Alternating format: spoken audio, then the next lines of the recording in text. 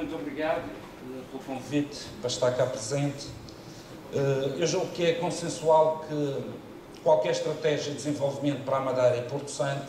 tem que estar aliada, ou seja, sob um alicerce de uma política de transportes séria que seja, de facto, eficaz. Para mais, com as características que tem a Madeira e o Porto Santo, ligado ao turismo, a nossa imigração e, portanto, uma rede de transportes, vivendo numa região insular, é fundamental para qualquer estratégia de desenvolvimento da região autónoma da Madeira, para mais uma região com grandes apetências turísticas. E nós temos hoje um problema nesta questão da liberalização dos transportes aéreos, e tem a ver com os custos para os residentes. Isso já foi aqui abordado e que tem a ver, essencialmente, em determinadas alturas, atinge determinados picos de preços incomportáveis para aquilo que é o nosso dia-a-dia e para aquilo que é os rendimentos dos madeirenses e dos porto-santenses. Já fui dado aqui alguns exemplos nesta altura do Natal, na Páscoa, em determinadas alturas do ano, em que esses valores atingem de facto cifras incomportáveis para qualquer um e que dava quase para irmos daqui aos limites da Europa e, portanto, temos que encontrar soluções. Se nós olharmos para aquilo que eram os custos que o Estado tinha para com as indenizações compensatórias de serviço público, quer na Madeira, quer no Porto Santo, em 2007, antes da liberalização do transporte aéreo para a Madeira, era 40 milhões de euros para os dois arquipélagos. Depois disso, passou para, sensivelmente, 13, 14, 15 milhões de euros ao ano. Sendo que, naturalmente, isto são indenizações compensatórias, mas o Estado estava a pagar os bilhetes, digamos, aqueles 60 euros que já falamos. Mas o que é certo é que o Estado, em relação à região autónoma da Madeira, que antes despendia connosco 23 milhões de euros na ligação, 23, pouco na ligação Lisboa-Madeira e mais 2 milhões de euros, ou 1,7, 1,8, nas ligações Madeira-Porto Santo, antes pela Aerocondor, depois pela SATA e agora recentemente pela Aerovivo. Ou seja, o Estado, de um momento de uma responsabilidade financeira de 25 milhões de euros, passa a ter uma responsabilidade financeira, neste momento, 6 milhões de euros nas ligações com Lisboa, naquilo que paga aos residentes, e mais 1,7, 1,8 nas ligações com o Porto Santo, ou seja, de 25 reduz para 8 milhões, sensivelmente 8 milhões de euros, aquilo são as responsabilidades financeiras do Estado para com a região. Perante este cenário, eu julgo que é fácil, ou teria sido mais fácil negociar na altura, porque o Estado, de facto, ia ganhar muito com a desresponsabilização em relação ou melhor, iria ganhar muito com a liberalização e desresponsabilizou-se muito também em relação aos residentes, aos doentes e aos próprios estudantes. E nessa altura julgo que teria sido fácil negociar e continuo a achar que esta porta aberta pelos Açores permite também à Madeira colocar esse dossiê outra vez em cima da mesa. E esse dossiê tem que ser colocado em cima da mesa numa lógica daquilo que são os custos que tinha para o Estado esta matéria, que é os 25 milhões de euros,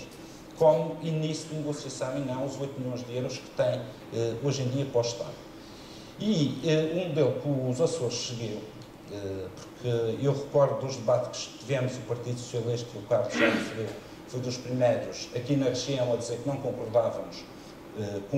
concordávamos com o modelo de liberalização, não concordávamos com a forma como os nossos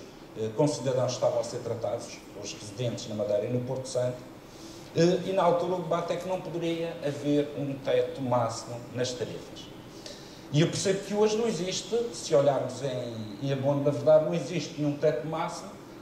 na compra do bilhete. Nos Açores podem pagar 400 euros, mesmo com a nova liberalização, podem pagar 400 euros como nós pagamos aqui. Só que nós vamos receber 60 euros e eles sabem que no máximo pagam 400 euros à empresa, mas a partir dos 134 paga o Estado. E, portanto, nós temos agora hoje condições para se sentar à mesa com o Estado e propor o nosso modelo em relação à liberalização dos transportes aéreos, ou uma mudança na liberalização dos transportes aéreos que garanta aos residentes, aos doentes, aos estudantes, outras condições e que permita termos preços mais baratos. E eu acho que isso é possível hoje. Se não for com este governo a nível nacional, será com o próximo. Mas essa questão é uma questão que tem que ser colocada em cima da mesa. O André Barreto referiu aqui que seria o ideal é ter uma componente turística, era existir um modelo destes com um subsídio ao passageiro, ou um modelo açoriano, ou um modelo em vigor na Madeira, mas para todos os passageiros que são portugueses de facto, porque isso ajudaria o turismo. Julgo que quando nós tínhamos a arma negocial dos 25 milhões de euros em cima da mesa, isso poderia ter sido possível nas negociações, que foi há 6 anos atrás. Hoje é mais difícil tentar seguir esse caminho, mas julgo que conseguimos ainda fazer aqui uma negociação garantindo aquilo que é o interesse da Madeira, nomeadamente em relação aos residentes da região autónoma da Madeira. Sendo que o Estado, nestes 6 anos, em relação à Madeira e àquilo que eram as indemnizações de serviço público, poupou cerca de 100 milhões de euros com a região autónoma da Madeira. Foi bom para o turismo, é bom a liberalização para os madeirenses que têm tempo para marcar com antecedência as viagens, foi mau para estudantes, para empresários que têm que se deslocar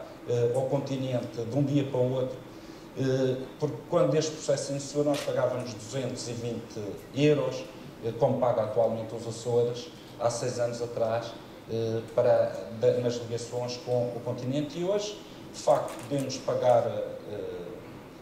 10 euros depois de receber a compensação, se nós atalharmos hoje uma viagem para daqui a 2 anos e não em épocas altas, mas podemos pagar 400, 500 euros, como já acontece para este Natal. E, portanto, o que eu queria dizer neste momento é isto: nós estamos interessados em renegociar com o Governo da República esta questão e encontrar soluções para resolver este problema, especialmente para os residentes.